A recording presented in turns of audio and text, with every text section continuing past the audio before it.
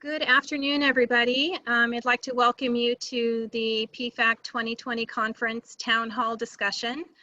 My name is Amy Olson. I'm the executive director of PFAC, and we also have as co-host this afternoon Richard Lambie, who is the co-chair, one of the co-chairs for the conference, Julie Sugita, who's the president of the PFAC Board of Directors, outgoing president of the PFAC Board of Directors, Amanda Allen, who's on the Olson and Associates staff as a meeting planner, and Fred Eblin, who is a member of the Olson and Associates team servicing PFAC as well. So we have a large group of attendees this afternoon. We have close to 200 people registered for this event. So I'll just give people a few more minutes. Everybody's logging in. So thank you, and I want to thank you all for attending.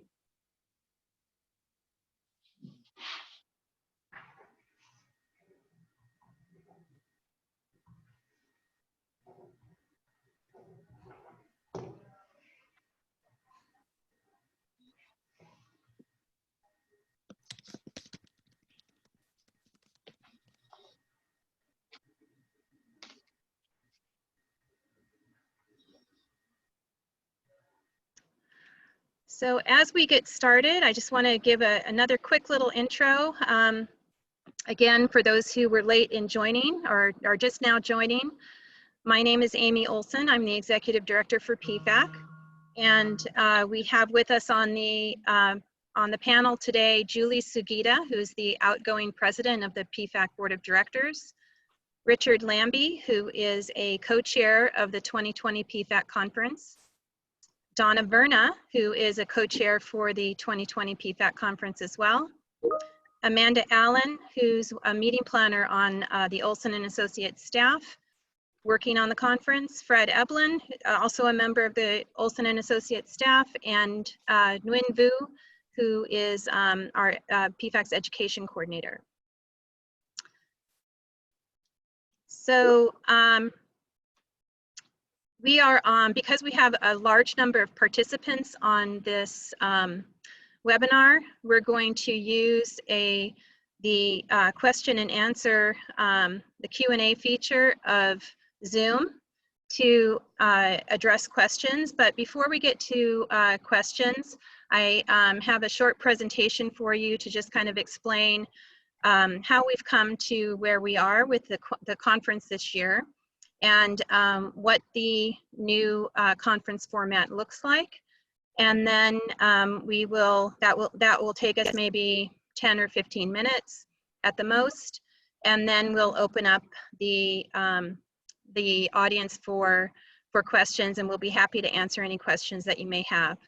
Again, you'll be using the question box on the Zoom platform to ask your questions, and we'll address those at the end of the presentation, which will only take, like I said, about 10 minutes. So we're going to go ahead and get started.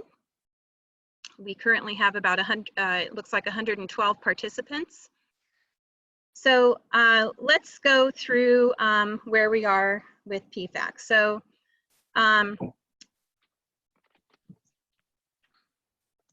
with the conference.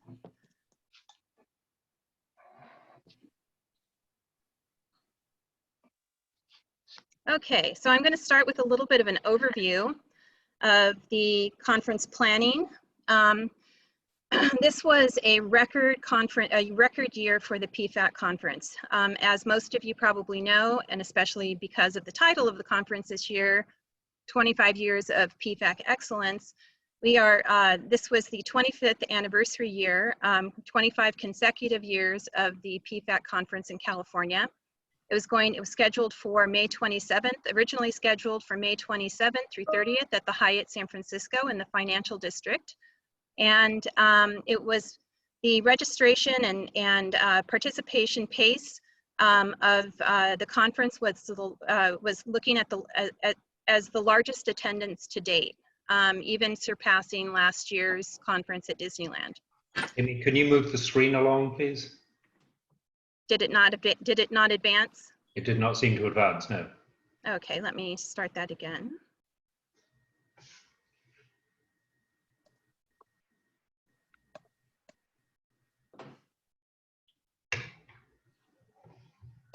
There we go.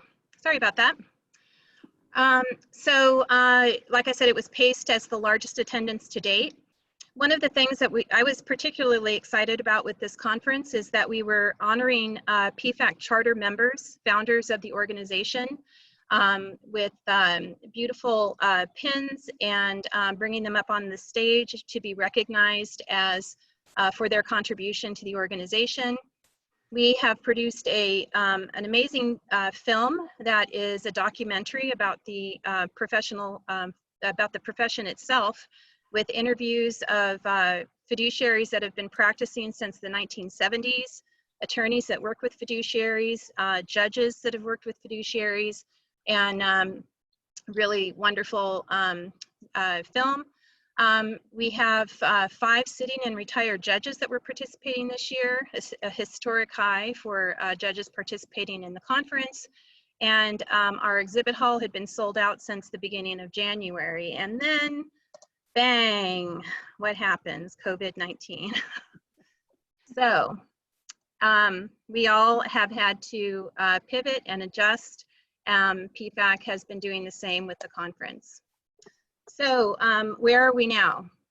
In February, the PFAC board postponed the conference to August 5th through the 8th based on gathering restrictions across the state and specifically in San Francisco.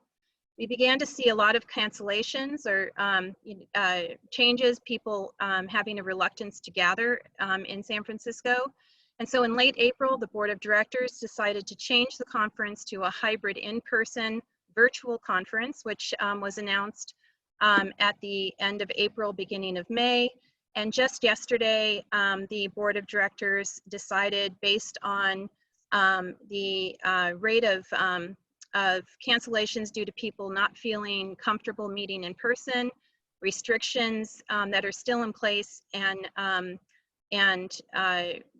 without an end date in San Francisco for gathering, and the in-person attendance looking to be fairly low, the board of directors decided to move the format to a full virtual conference.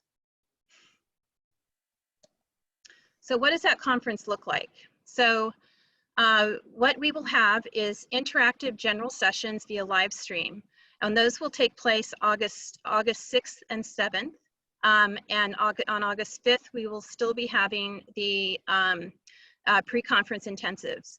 So we'll be setting up a stage similar to the one you see in the picture, where the judge panels will still be delivering the content. You can participate actively and ask questions and chat with others during the live stream. And it will still be a wonderful way to get that robust education that you're looking for. In addition, we are introducing topical networking through Zoom. Many of you have already participated in Zoom webinars and meetings that PFAC has been doing over the last 2 to 3 months. And I think, based on the attendance, people are thinking that's a pretty great way to meet. We typically have anywhere from 100 to up to 300 people on these webinars and meetings. And these topical networking groups will be hosted by PFAC partners. So they're going to be talking about current issues in banking, current issues in real estate, current issues in investment issues. So you will be actually have an opportunity to talk to people, on screen, and ask your pertinent questions about those topics in a really interactive sort of way. Next, we have added this on-demand element to the virtual conference. So you have 11 unique conference sessions to choose from. And one of the things that we had some feedback about regarding the change to August was from people that had license renewals where they needed their education between the end of the 1st of June and the August conference date. How are they going to get that education? So we moved up the opportunity for you to receive the conference education starting June 24th. So you'll be able to access these unique conference sessions June 24th through August 8th. So you have a nice period of time where you can access them at your own pace. And one of the other really interesting and fun things is we're going to be connecting everybody that's attending the conference through the conference app, Attendify. So you can talk to your colleagues through the app and still share some of the conference experience. And you'll be able to access speaker materials through the app as well. Okay, so what does it look like in terms of cost? So the cost is significantly less than the previous conference format. So if you were to attend the virtual full conference, the member price is $425, non-member price is $465, and that includes the live stream general sessions August 6th and 7th, all of the on-demand sessions, all of the topical networking sessions, and we'll also be sending you some special little surprise gifts as part of being a conference participant. Now you can also choose to look at any of the pieces of the conference in standalone elements. So you can look at live stream only and participate in that. Member rate is $165, non-member is $195. You can choose to purchase on demand only. So that would be $325, non-member $365. And you can purchase the pre-conference intensives as standalones or as an add-on to your conference experience. The pre-conference intensive A is the 3-hour pre-conference intensive on how to choose a case. That is a member rate of $90, non-member of $120. Pre-conference intensive B is a 5-hour session on SNT administration. It also includes the latest publication from Kevin Urbach on SNT administration, the book, and that is members for $195 and non-members, I'm sorry, that got switched around. Members should be $120 and non-members $195. And then we also have an exam review course for people that are looking to take the fiduciary exam. That will be on August 5th as well. Members are $75, non-members are $90. So that is the end of the presentation. I just want to also add, so one of the questions that we have is, how is this being processed? If you already have a conference registration and you want to switch or maybe get a full refund, which is your prerogative as well. We're not doing any kind of penalization for a refund. What we are doing, you may have received a poll. I'm going to stop sharing my screen here now so I can see your questions. You may have seen, if you were registered for the conference, you may have seen a poll that says, asks you for your preferred option in the virtual format or in the live experience. If we were to, now that that's changed, we'll be connecting with you about that. But what we're doing is, based on your response to the poll, we are canceling your previous conference registration and signing you up for your preferred conference registration, and then refunding you the difference in that cost. So you will either see a refund to your credit card or you'll receive a check in the mail. It takes about 3 to 5 days after we get your poll response in order to have that change happen. And you'll also receive a conference confirmation in your email that gives you your new conference participation information. So that's how that's happening. So it's very seamless. The only thing that you will need to do is cancel your reservation at the hotel, although you will likely see a reservation cancellation from the hotel based on the cancellation from the organization. So we're ready to entertain questions. So And what we're going to do is kind of address the questions to the panelists based on the question itself. And so I will ask the question and then direct it to a panelist who can potentially answer that for you. So the first question we have is the PFB has announced that CEU requirements are being suspended. Do you have an update about how that will work? And I'm going to give that to Julie. Julie, would you like to respond to that? Certainly. This is actually through the Department of Consumer Affairs, DCA, and we are considered a Division 3 entity. That's our licensing entity, and based on that, Rebecca May has issued the waiver for your CEU requirements. That's not a waiver completely. That gives you 6 months to complete them. You still have to do it. You still also have to file your 60-day annual statement. That's, you got to get that in. You can do that now, get it in before your deadline, at least more than 60 days before your renewal. But that gives you an opportunity to obtain your CEUs, only CEUs, within 6 months. Those are for those that are renewing their license from the 1st of March through May 29. So if you are a June baby, you still got to comply. Now, that being said, it may be possible that this will be revisited and there may be an extension for birthdays in June, July, August. We don't know yet. But right now, PFAC is trying to make sure that you have all the opportunities to sit in your jammies and get your courses done. There shouldn't be any reason that you don't have rich opportunities for the courses that you want to take that fit your interest. Great, thank you, Julie. The next question we have is, will these presentations be available through the Fiduciary Academy at a later date? Great question. Let me address how that works. So once all of the sessions based on the permission from the speaker will be recorded through Zoom as we do the live streaming and the on-demand sessions. The first line of approval is from the speaker.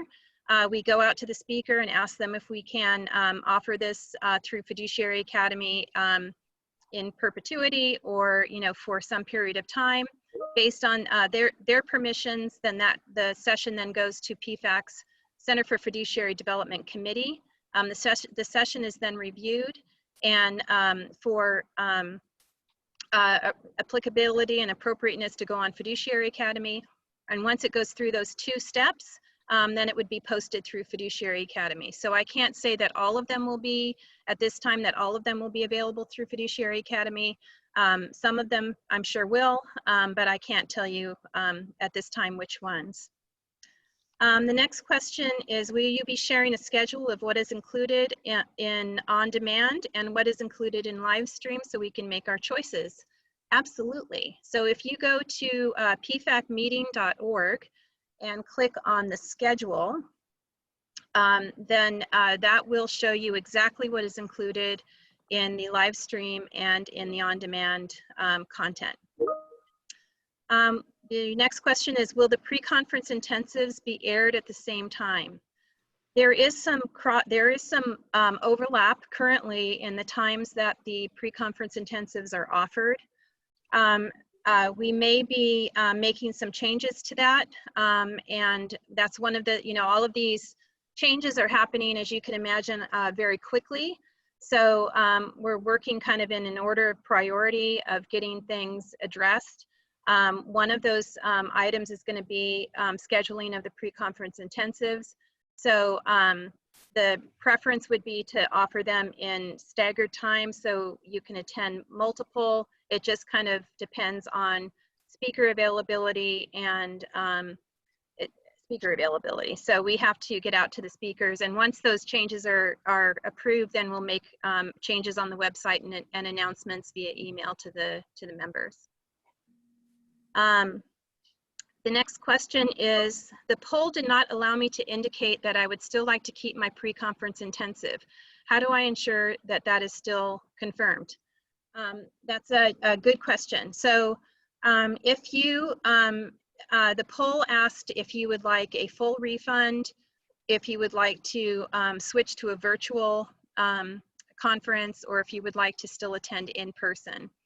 So the assumption was that if you wanted to still attend, that you would keep any pre-conference intensives that you had previously selected. Now that's an assumption, you know, we all know what people say about that. But we will be going out and again, the assumption is that you'll be keeping that. If you signed up for a pre-conference intensive, you would still be signed up for the virtual pre-conference intensive unless you tell us to cancel it. So unless you cancel it with us, then you would still be signed up for that. Did PFAC get charged from the hotel for the cancellation? Good question. So I'm going to do a little bit of an explanation of kind of the process of how we went about making these changes. So had PFAC decided to cancel the in-person attendance of the conference prior to the exercising a force majeure clause, which we ended up doing, we would have been charged up to $120,000 for the cancellation. Because we waited and gave people as many options as possible up until kind of the, you know, where we are now, we actually exercised a force majeure clause and did some negotiation with the hotel so that we are not being charged a cancellation fee. Along with that, we're looking to potentially rebook San Francisco because it was a very popular location at this particular hotel for 2023 conference. So, so at this time, there's no cancellation fee. The next question, for those of us studying for the PFAC licensing exam, is that exam still being offered? So, so the exam review course, yes, is still being offered. So I think that's what you mean in that question, is the exam review course still being offered? And yes, so that's still planned as a live stream session so that you can interact with the speaker, Russ Marshall, and ask questions, which is a really important part of that exam review course. So yes, that's still planned for August 5th. If I made my selection for the conference attendance and have changed my mind, how do I let you know? Another great question. You can send either myself or Fred Eblin, who's on here as a co-host, or Amanda, Alan, our meeting planner, an email, and just let us know your change. We'll be, you know, we are all hands on deck, making sure all of this transition is handled in as detailed a way as possible. What is the primary difference between, let me just really quickly here go back. If you want to contact any of us on staff, you can either email pfac@pfac-pro.org. That comes directly to me. Fred's email is fred@pfac-pro.org. Amanda is amanda@pfac-pro.org. And I am A. Olsen, AOLSEN, @pfac-pro.org. And all of our email addresses are on the website as well. Okay, what is the primary, these are all great questions. Thanks, you guys. What is the primary difference between the on-demand and live stream? Good question. Live stream is just what it says. It's a live presentation that is being streamed through the ethers to your computer screen. So the live stream, you can interact with the speakers with a question and answer interactive kind of style. It's a live presentation, so you're watching it live as it happens. On demand is pre-recorded. It is still unique content to the conference from the conference schedule, but we're working, VU is working as we speak to put together those sessions with the speakers for the conference. So those are pre-recorded. You can't ask any questions live, of course. Next question. If I originally registered for the conference before COVID-19 and then responded to the poll last week, can I change my initial response on the poll based on the addition of clarification of information from today? Yes, I think I just answered that. So yes, just send us an email. Okay, so what happens to the credit we were given for speed dating with the exhibitors, or shall I handle that offline? So there are, you know, so we had a session called Speed Lead Sessions. That was a really, it was a new, fun, speed dating style way for people to meet with vendors on Wednesday. People that participated in that Speed Lead session, registrants who participated were given a 50% discount on their registration, which was a great incentive. Now, if you have that credit, it depends on what you're registering for. So I think we need to handle those on a case-by-case basis. So just send us an email with what you're looking to register for, and we can handle that individually. Of course, we're not able to have the speed lead sessions this year, and we're hoping to implement those next year now that we are so well practiced in planning for them. How about speed zooming? Speed zooming, yeah. How many conference hours will be eligible for MCLE credit? So again, great question. If you go on to the conference website at pfacmeeting.org and go to the schedule, you will see how many sessions are eligible for, I'm just gonna look at it really quick while we're, and tell you, let's see here.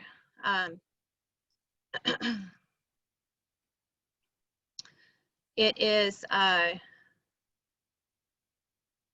believe it's 13 and a half. I think it's 13 and a half, but I just need to, we need to put a total at the bottom, but I think it's 13.5. How long is the poll staying open? The poll is, we don't have a deadline on it currently. We're asking, we're monitoring how many people that have already pre-registered for the conference, who have answered the poll. And excuse me, and once we get to a, you know, we're hoping to get everybody through the poll. So, but we currently don't have an end date, but we're hoping at least by June 10th or 15th, that poll will be closed. Will live stream presentations allow any in-person attendance? If not, will they be presented from the presenters' locations? So the live streaming is will be done from the PFAC office. We're setting up a small studio, which is located in Irvine. Currently, there's not a space for people to attend as attendees in that situation. But you know, there's not, it's not planned as attendees attending in the live streams. But presenters can come and live stream direct from our offices. If presenters don't feel comfortable going out into public to do the, you know, to come to the PFAC office for doing their presentation, we can also bring them in live stream from their office or home. Will there be any virtual vendors? Yes. So we have, we don't have an a virtual exhibit hall per se, but we do have virtual sponsors, and those sponsors will be hosting the Zoom networking rooms, and will be facilitating the networking sessions along with other experts, topical experts. So we don't have an actual virtual exhibit hall, but we will have vendors, and we may bring in through the app a modified exhibit hall.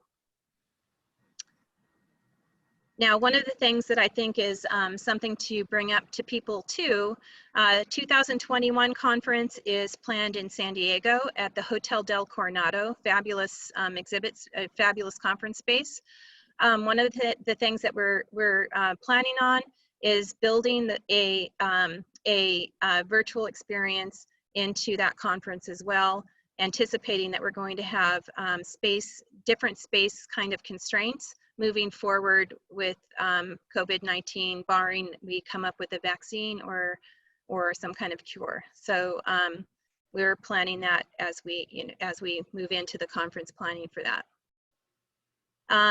Next question, if we sign up for on demand and watch all of the sessions, do we get all of the CEUs? Yes, you do. So the way these are packaged is they're packaged as a set, as kind of a program, and you'll receive your conference certificate at the completion of the program. So you won't receive your certificate at the end of each session. It'll be at the end of the program that you take, whether it's live, stream, on demand, or both, just like your regular conference certificate. How long will registration be open? Will there be a cap on attendee numbers for the pre-conference intensives? We don't currently have a cap. Registration will be open right up until, I would imagine, for on demand, well, you can take on demand after. So we'll probably have conference registration open right up until, I would say, sometime around August 3rd or 4th.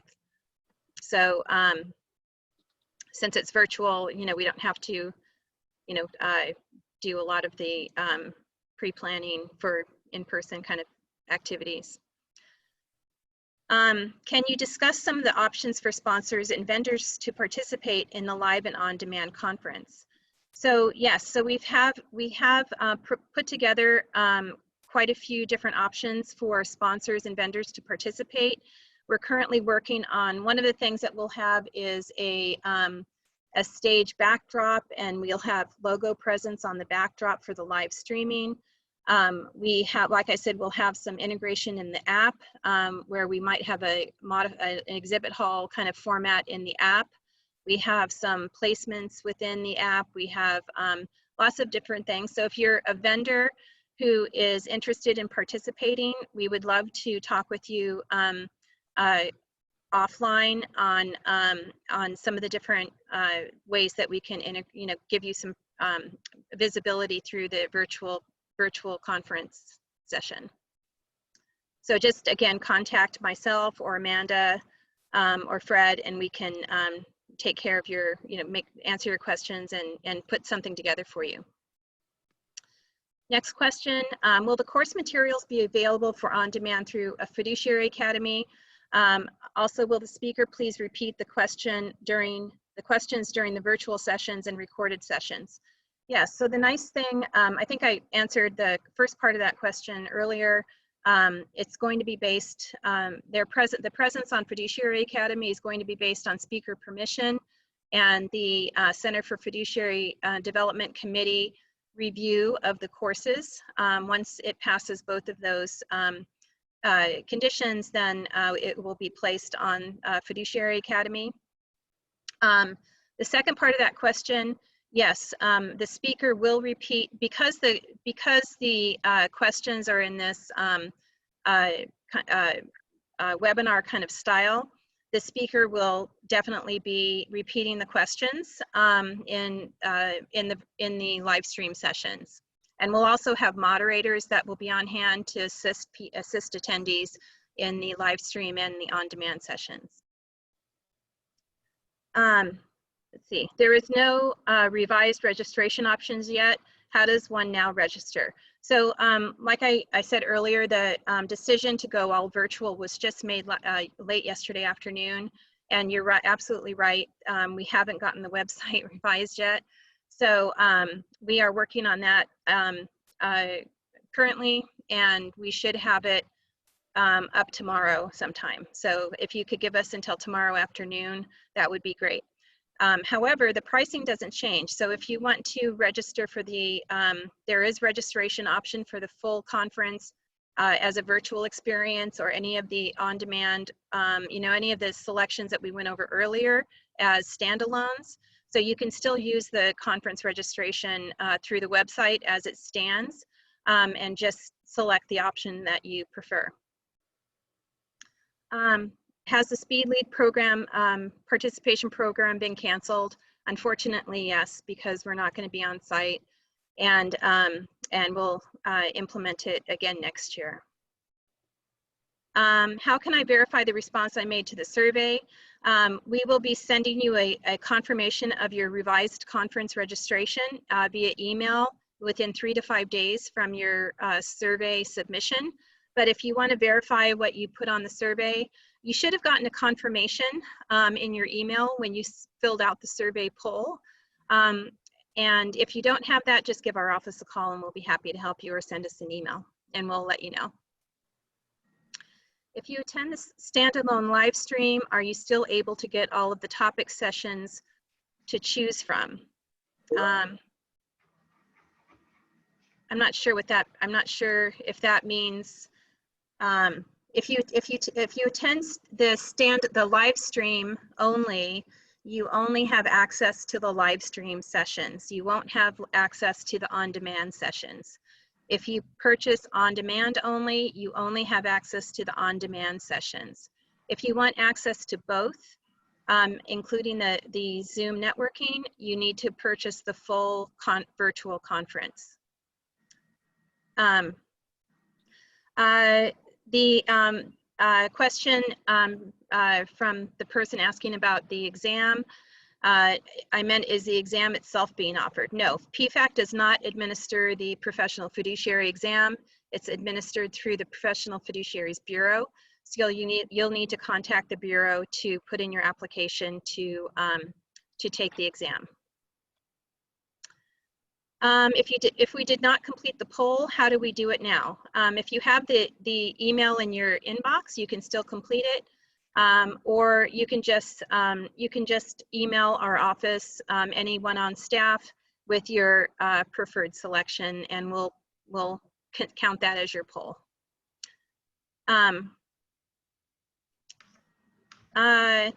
Some people are asking, where are the questions? There's on the bottom of your Zoom screen, there should be a Q&A box and a chat box. The Q&A is the box that I'm asking the questions from, rather than the chat. So I'll look at the chat after I get through the questions. We're almost done. So thank you for being patient. Will there be written materials for the sessions? And if so, when will they be available for the recorded and live stream sessions? Very good question. The written materials will be available and they'll be accessible through the conference app. We're hoping to have the conference app available the week of June 20th. The live sessions, the on-demand sessions will be available starting June 24th. So we're hoping to have the app available June 20th, and the live session and the on-demand sessions will be available June 24th. So you should have access to the app a few days ahead of the on-demand sessions. So all of the written materials will be accessible through the app, and also we'll put them on the website with a code sent out to registrants where you can access them through the website like you have been able to do before. How many total CEUs and will the live stream only classes have? There, I believe, are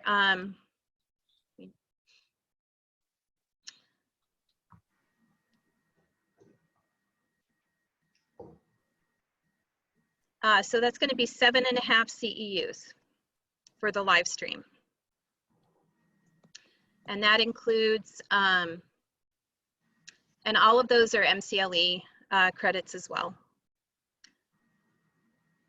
Do we receive reimbursement for the extra activities already paid for? Absolutely. So once we receive your request for how you would like to transfer your conference registration, or if you'd like a refund, you will be reimbursed for any extras that you paid for, raffle tickets, cruise, dinner, any of those items. How does the change affect our bottom line since the conference is a big revenue source for PFAC? Very good question.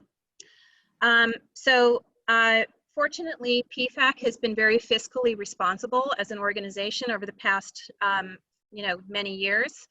And one item relevant to this question is that we have cash reserves that allow us to weather these kinds of issues. The other answer to that, which is really wonderful, is that we have very loyal and loyal and supportive partners that even though we are changing the format for the conference, are still sticking by PFAC and the membership and supporting this change. So I hope and encourage all of you who are, whether you're attending the conference or not, to check out the people that are supporting you as a professional fiduciary and the organization that supports you as a professional fiduciary, who are continuing their sponsorship, even though the opportunities for them to be visible is changing. So they're still financially invested in you as a fiduciary. So I think that's a really important thing. Visit, say thank you, to those people who keep that sponsorship going. And the other thing is we've adjusted our budget so that that based on we've adjusted the budget and the pricing so that we will still hopefully maintain our budget net revenue for even though we've made this change. So so I hope that answers the question. Donna or Julie, did you want to, or Richard, did you want to add anything to that? I just have to go ahead. Yeah, I'd just like to make another pitch for the conference because I believe there's something like 20 available CEUs for the full conference. So I think that's extremely valuable, just excellent value for money. And to support what AIM is saying, for these sponsors that are putting in some fairly substantial sums of money, that they should get a big thank you from us because they are supporting PFAC. So, and again, this is years and years of planning. As you can see, this is our 25th conference, so we didn't just do this planning yesterday. It's many years of really prudent planning. So, excellent. Sorry, Julie, I cut you off. Not a problem. I'm just going to support everything you said, and Amy's team too for being able to think on the spot and pivot. Every moment, every day is a new day for Amy and her team, and I really want to say thank you to what you guys are being able to do. I'd also like to chime in as a conference chair here. It's been an amazing learning process and just an incredible few months here to watch not only what's happening in each of our personal lives, in our practices, but also to watch how PFAC has changed the way we do business in order to provide the education content that our members need. We have continued to maintain strong relationships with our partners, our sponsors in this this conference and in all aspects of our business. And I think that each of us, as we move forward with our practices, should be respectful and mindful of the fact of who is continuing to support us. Absolutely. And I would name all of those sponsors. I do want to just put a special shout out to some of those sponsors who are putting out a substantial amount of money, and that includes Merrill Lynch Special Needs Team, Prudent Investors Network, Andrew DeVries, always has been a supporter for 25 years, Bond Services, and Phillips Bonding, and then we have many supporters at our bronze and promotional partner levels, and some of those changes are still happening. So thank you very much to our sponsors who stick with us. So just want to, we have a few more questions. Let's see here. Are CEUs limited if we do on-demand? The on-demand portion of the conference is 16.5 CEUs. The total CEUs for the conference is something like 22. So you have an option, you have quite a menu of selections, more than you would if you actually attended the conference in person, because you can only be so many places at once. So you actually have an opportunity to participate in more sessions with the virtual experience than with the live. So a total, like I said, of 22 CEUs. Can people who didn't originally sign up for the conference still sign up for the virtual conference? Yes, absolutely. Just go to the website at pfacmeeting.org and go to the register link, and you can absolutely sign up. Will the presentations be available by email? No, you will need to be, unless there's a special dispensation. If you don't want to do the app, or you need something, you need a way to receive these presentations differently, we can work that out on a general scale, on a general level. They'll be available through the app or through the website with a special code for registrants. This recording, I just want to mention this webinar is being recorded, and we'll post it on the conference website. So if you missed any portion of this presentation, you'll be able to catch it later and hear anything that you may have missed. Another question, some sessions that were offered in the original May conference schedule have been eliminated. Will they be offered in other formats in the future? Very good question. Obviously in this change, we can't, the original conference has something like 36 sessions that are part of the conference. And obviously in this revised format, we can't do all 36 sessions at this time anyway. It's our hope to capture those for offering on Fiduciary Academy over the course of the year, or potentially move them to the 2021 conference. So we'll be working on that after we get through the 2020 conference.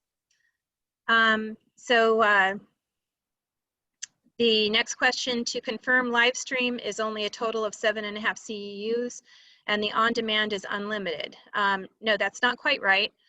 A live stream is 7.5, on-demand is a total of 16.5.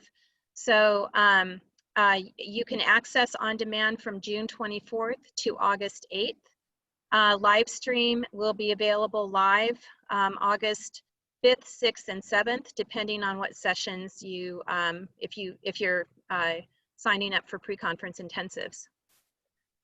Another question, how will you track people's attendance and ensure they stay for the full session? Zoom has, the version of Zoom that we have tracks who is in the session and the time period that they are on the session. So we have full visibility to how long you are in. Now, we don't have full visibility to your attentiveness necessarily in the session. Of course, we don't necessarily have visibility to your full attentiveness when you're in person. You could be sleeping in your chair. So, but that's a little bit of owner responsibility there. So, but we are able to verify the time that you are in the session. The next question, as a newer fiduciary, please confirm CEUs are only applicable in the current period and don't roll forward if we exceed our CE requirement, right? I'm going to let the fiduciaries on the panel answer that. Richard or Donna, would you like to, or Julie, would you like to field that question? Yeah, so I'd like to take a shot at that. So I think the participant is absolutely right that you have a period for both PFAC to get your CEUs in, and then you have a period for the Bureau as well. So the Bureau looks at, the 12-month period.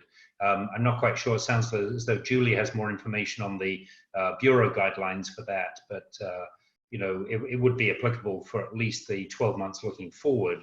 So if your year starts on the 1st of August, then you have all the way through July 31st of 2021. But Julie, I don't know if you've got anything to add on that. No, that's my understanding. Depends on your time frame when your birthday is, and if you're not licensed yet, I think it's there's a time period. I would have to refresh my memory, but if you're not licensed yet and you're using or accumulating these units towards your license application, you have a certain time frame, and I would review that on the PFB site. We're not a licensing entity. Right. Okay, thank you. A couple more questions. What is the update on social work license credits? Great question. So for those of you who don't know, and this might be most of you, we have been working on becoming an approved provider of social worker credits through the National Association of Social Workers.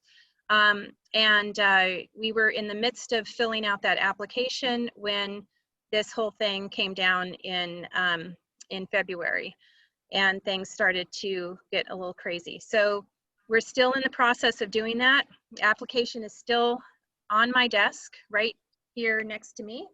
So I'm hoping that we obviously the schedule has changed.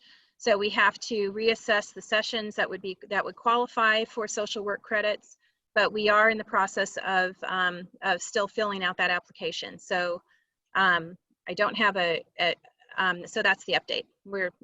And I'll make the announcement once we get that approval. How will the annual PFAC meeting be handled? Great question. So typically the the PFAC bylaws require an annual meeting of the membership once a year. Obviously, and usually that happens at the PFAC conference. Obviously that's going to be a little different this year. We're working on a virtual solution to that, and we will be getting back with you shortly, about how that's going to happen. PFAC bylaws also stipulate that we can hold meetings electronically and hold votes electronically. So, so we will likely be holding the annual meeting virtually. Let's see. I think that's pretty much all of the questions right now, unless anybody has another question. Let me see if there's anything over in chat that hasn't been answered. So if nobody has any other questions, that puts us at just about an hour. I really appreciate everybody being on this call. I hope it was helpful for you, and please feel free to give me a call or any member of my staff if you have any questions after this town hall. We are here to serve you, and we really appreciate the time that you spent this afternoon learning a little bit more about the conference. So I hope to virtually see you all there in August. Thank you very much. Thank you, Amy. Thank you, everybody. Thank you. Stay safe.